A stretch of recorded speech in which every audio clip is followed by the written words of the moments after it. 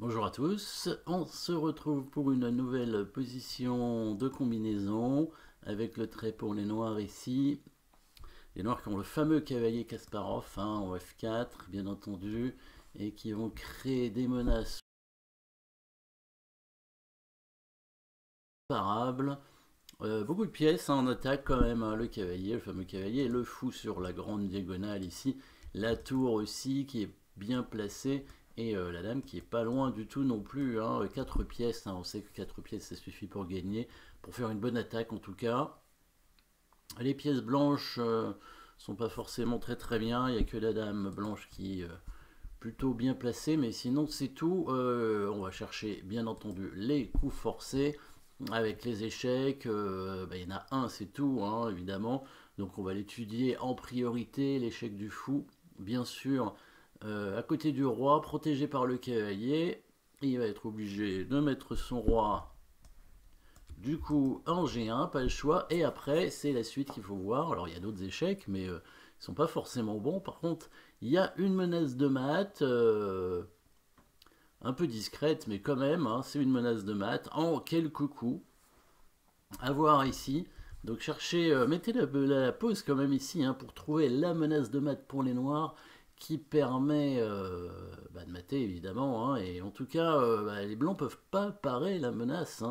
C'est triste pour eux, mais c'est comme ça. Le mat est bien imparable. Après le prochain coup des noirs, on menace mat en quelques coups. Les blancs n'ont aucun contre-jeu nulle part.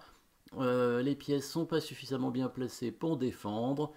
Donc, alors les échecs, il y en a deux, les échecs de cavalier, mais ils sont pas intéressants parce que les blancs vont prendre le fou, et c'est bien dommage de perdre ce fou, alors que c'est quand même lui qui va aider au mat, pas lui qui va mater, mais c'est lui qui va aider au mat, et les blancs n'ont aucun contre-jeu, donc comme je disais, vous avez vu le coup, bien entendu, la dame qui arrive, et qui se met en prise en H4, joli coup. Si jamais le pion prend, c'est tout de suite mat avec le cavalier. Donc on voit le fou, il aide au mat, mais c'est pas lui qui mate, il contrôle les cases.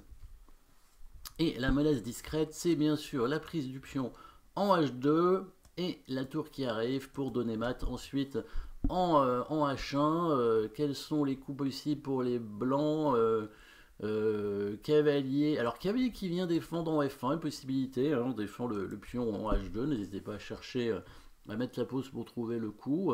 Il y en a probablement plusieurs, mais il y en a un qui est simple, qui menace mat en un coup, et qui devrait mater assez vite. Si on bouge le fou, tout simplement, voilà, en F3, on menace avec le cavalier de donner mat en H3, et du coup, en plus il peut rien prendre, ni la dame ni le cavalier, le pion est cloué. S'il bouge son cavalier, c'est toujours la même chose, c'est-à-dire le coup de dame en H2 avec la tour qui arrive en H6, suivi du mat avec la tour en H1, bien évidemment. Et sinon, c'est le mat avec le cavalier en H3, tout simplement, le fou et le cavalier. Donc, est-ce qu'il a un autre coup de défense à part ce coup de cavalier en F1? Donc, la prise de la dame, on l'a vu, puisqu'il y avait le cavalier. Un autre coup, et on fait dame prend H2, tour H6 et tour H1. Et F3 peut-être pour libérer une case pour le roi. Dans ce cas-là, il n'y aurait pas mat. Si on fait dame prend H2, roi prend H2, tour H6 échec, roi G1, tour H1 échec, le roi vient en F2 et il s'enfuit évidemment. Donc qu'est-ce qu'on fait dans ces cas-là?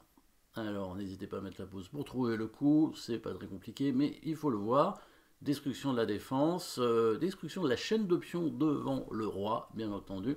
On sacrifie la tour sur le pion pour casser le château des blancs et rentrer en face du roi avec la dame. La menace de bouger le fou probablement.